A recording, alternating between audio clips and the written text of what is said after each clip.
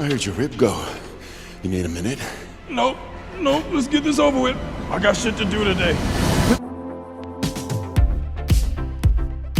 Hey, welcome back to ScreenCrush. I'm Colton Ogburn, and I am here to explain why Captain America Brave New World should not exist. What? No, hear me out. It shouldn't exist as a Captain America movie. This should have been Avengers 5. Let me explain. Also, be sure to check out our awesome Captain America inspired merch up on the merch store right now, ScreenCrushMerch.com. We've got America's Ass, the RPG shirt featuring Cap in the elevator asking if anyone would like to get out, and of course our Ross 2024 shirt. Shopping our merch store is the best way to support our channel. Thank you so much for your support. Brave New World to me seems like a movie that is having a serious identity crisis. It has no idea what it wants to be, and I guess that's fitting considering that the core theme of this movie is self-discovery and self-acceptance. Sam and Ross are both trying to prove themselves to be worthy. Sam being worthy of being Captain America and Ross being worthy of being his daughter's father. And I really enjoyed that piece, that part of this movie. Anthony Mackie and Harrison Ford both brought it, and I thoroughly enjoyed their performances in this film, but that's about where my praise stops because the story, it's a mess. What Sam Wilson's debut Captain America movie needed to be was a follow-up to this beautiful moment in Avengers Endgame when Steve Rogers passed the shield to Sam. This movie should have mirrored that first Captain America movie, The First Avenger, where we see Sam follow in those same footsteps of Steve Rogers, trying to prove himself to the world and prove himself to be a worthy hero who was doubted at every turn. But the problem is, we did get that story, but it was in Falcon and the Winter Soldier. We've been there. We've done that, and I feel that they kind of wasted that story by putting it on a Disney Plus streaming show instead of letting it be the focus of his movie. I feel like Falcon and the Winter Soldier, which is a good show, don't get me wrong, but I feel like it kneecapped his Captain America movie. Brave New World was already burdened with the weight of having to serve as a sequel to 3 other Captain America movies. It has to serve as a sequel to a Disney Plus series that, let's face it, not a lot of people have seen, and then for some reason they wanted to add in the burden of also making it a quasi-sequel to the Eternals and the Incredible Hulk. Why? I mean, I get wanting to explore the character of Thaddeus Thunderbolt Ross, and I'm here for that. His character was way underused in the Infinity Saga, especially in phases 1 and 2, but he's a character that had a history with Bruce Banner and Steve Rogers, not Sam Wilson. Correct me if I'm wrong, but I don't think we've ever seen these two characters speak to each other before this movie. So I don't know why they wanted to make Sam Wilson's first Captain America movie into a secret sequel to a movie that came out 15 years ago and that most people don't even know is in the MCU, which isn't surprising, by the way, considering that not only was there a different actor playing the Hulk in that movie, but there was also a different actor playing Thunderbolt Ross. I don't know why all of a sudden at the tail end of the Infinity Saga, Kevin Feige decided to bring back Ross, and then in phase 4 we got this random return of the Abomination in Shang-Chi. It just feels like Feige was having nightmares like this. You could not live with your own failure. Where did that bring you? Back to me. I mean, if you want to make a sequel to The Incredible Hulk and mention Bruce Banner every 5 minutes, then just do a freaking sequel to The Incredible Hulk. Thunderbolt Ross is a Hulk villain anyway. Red Hulk is a Hulk villain anyway. The Leader is a Hulk villain. Now, before you say it, yes, I know that Marvel Studios cannot technically make Hulk movies because of a right-sharing dispute with Universal. Technically, Marvel Studios can produce Hulk movies, like they can actually go out there and make the movie, but they'd have to let Universal distribute the movie. And that's what led me to my newfound conclusion, which is that this shouldn't have been a Hulk movie, and it damn sure shouldn't have been a Captain America movie. This should have been an Avengers movie. So let me explain what I mean by that. I think that the plot of this film, really, for the most part, could have been copied and pasted over into an Avengers movie and been much better served. And, you know, add another hour to the runtime to really flesh out this story. The MCU has made Thunderbolt Ross into an Avengers-level villain. This is the guy guy who spent a huge chunk of his career hunting down one of the key Avengers in the Hulk, and also a world-renowned scientist. And then when Hulk went off into space, Ross switched his focus to picking on all of the Avengers by trying to police them, and that eventually led to them breaking up. And Ross treated Captain America and his comrades like enemies of the state. Arrest them. The MCU had done all of the legwork of making Ross a thorn in the side of the Avengers. Not just the members themselves, but the idea of the Avengers is literally threatened by the likes of Ross. A great many people see you as heroes. There are some who would prefer the word vigilantes. And what word would you use, Mr. Secretary? How about dangerous? And then, of course, there's the Red Hulk of it all, and I know that the MCU has made it their mission in life to nerf the Hulk, but let me be super clear. The Hulk is an unstoppable force, okay? I love Sam Wilson. I think it's dope that he did not take the super soldier serum. He's a great Captain America. He's badass, but really, a mortal man, I don't care how many vibranium wings he has, he shouldn't stand a chance against the Hulk, okay? The Red Hulk is a villain that is so unbelievably powerful that he is the perfect choice to serve as a big bad that can take on all of the Avengers at once and maybe even win. He should have been treated like Thanos on steroids in terms of indestructibility. And hey, speaking of indestructibility, can I just for a quick second say that when Ross says that adamantium is more indestructible than vibranium, what?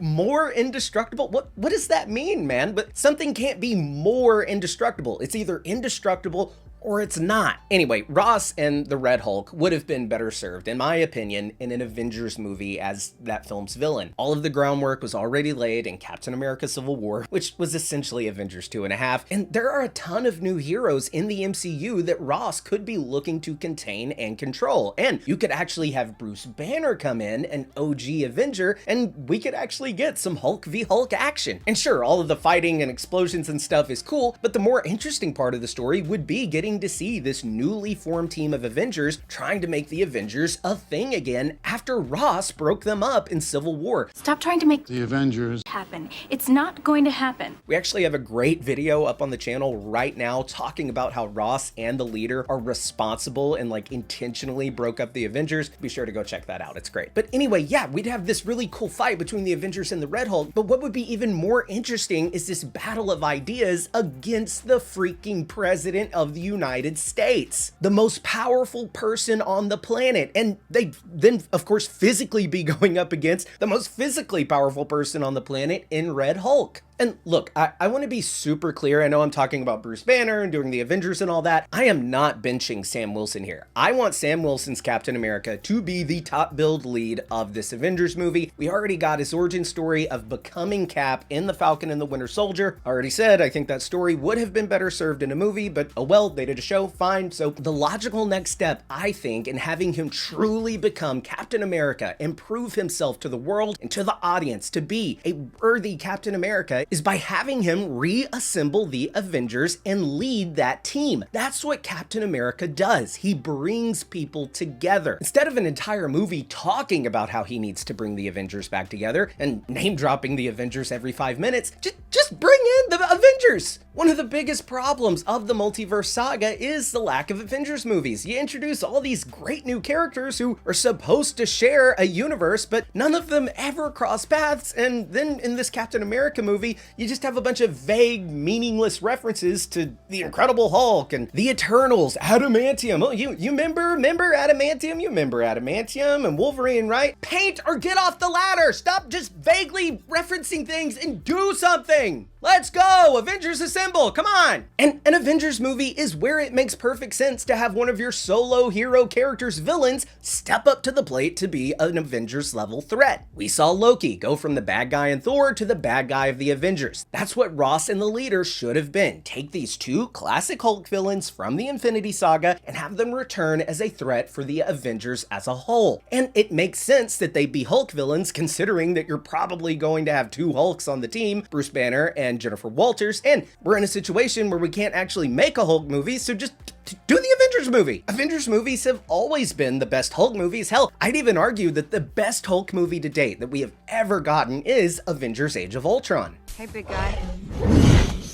Sun's getting real low. And look, Harrison Ford, he was brilliant as Thunderbolt Ross, and he is such an interesting character, and I think he could really fill the shoes of a Norman Osborn type character from the comics in the movies and bring some gravitas to the MCU. Now, if I lost you there for a second bringing up the Green Goblin, let me explain. Norman Osborn in the comics, we see him essentially transcend from being the Green Goblin and one of Spider-Man's greatest foes to really becoming an Avengers-level threat who forms his own team of Avengers and becomes President of the United States. Sound familiar? Now, with Sony having the rights to old Norman and there having been no true setup for an MCU Norman Osborn, Thunderbolt Ross would have been the perfect choice to fill those shoes. And you even have the freaking Thunderbolts who coincidentally share his name, and that could have been his version of the Dark Avengers that he assembled. I mean, damn, it writes itself.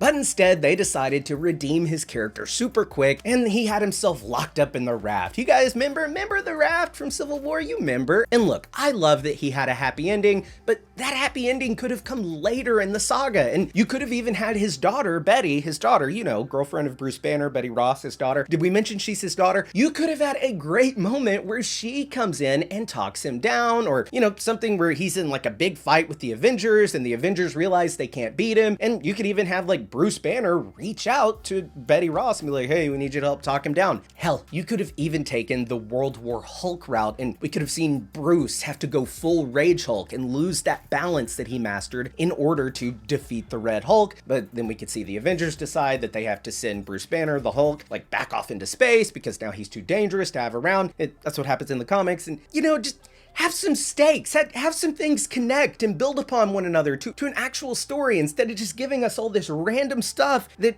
isn't even that good, but even if it was good, it's not leading to anything. If you're gonna do a cinematic universe, that comes with restraints, but the bonus is that you get to have that interconnectivity. It's like they're embracing every con of a cinematic universe and not taking advantage of any of the pros. I think you've got a point. The Thunderbolt Ross character as Red Hulk and as President could have been a fantastic addition to this universe for years to come, and he would have been a great Avengers 5 villain before all of the multiverse stuff got underway. I think Ross should have been what Loki was in the Infinity Saga, a villain turned good guy, but over many films and 3 phases, he becomes like a redeemed good guy who shares the interest of protecting Earth and the universe from Kang, or in this case, Doctor Doom. And you know, the MCU has come so far from being a fantastical story that takes place in our world. The MCU is very much its own extravagant universe now. There have been multiple alien invasions, so many that all of them don't even get mentioned in the president's speech, even the one that happened most recently with like shapeshifters being in every level of the government, and is likely what lost President Ritson the election.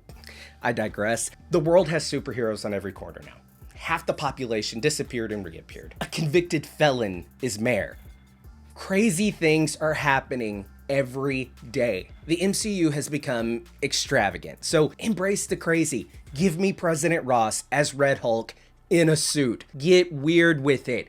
Have fun. But no, instead, we just crammed what could have been an entire phase of storytelling into this half-baked, reshot, script rewritten on set dumpster fire that is an obvious hybrid of 2 regimes at Disney, the Bob Paycheck era and the return of Bob Iger. Now, Bob Iger has come in and done some things that I do disagree with, like canceling the Acolyte, but he's done some great things like putting creatives back in charge instead of, you know, the money people. And I think that this regime change is likely what saved Brave New World from being a total train wreck and instead just being a slight derailing. And let me just say, I know that I kid and, you know, it sounds like I really hate this movie. I do not hate this movie. It is not a bad film, and I am elated that fans seem to really like this movie more than us snubby critics. But my main complaint as a fan, not as a critic, as a fan, is that I see so much potential in this project. I see something that could have been truly great, but instead,